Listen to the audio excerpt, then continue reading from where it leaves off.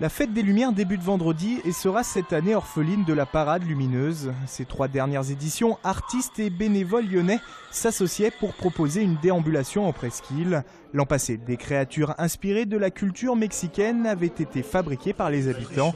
Un projet participatif qui n'est donc pas reconduit, principalement pour des raisons budgétaires. On avait beaucoup de gens, le souci c'est peut-être de l'autre côté, avoir des équipes qui en un mois peuvent monter un projet artistique, animer presque 200 bénévoles pour les dernières éditions autour de la réalisation d'un projet. Et puis il y a un souci économique, il faut le dire aussi, c'est que ça coûte cher tout ce temps de préparation et que cette année on a serré un peu, remis un peu d'argent sur le grand spectacle de Bellecour pour que ça ait plus d'ampleur.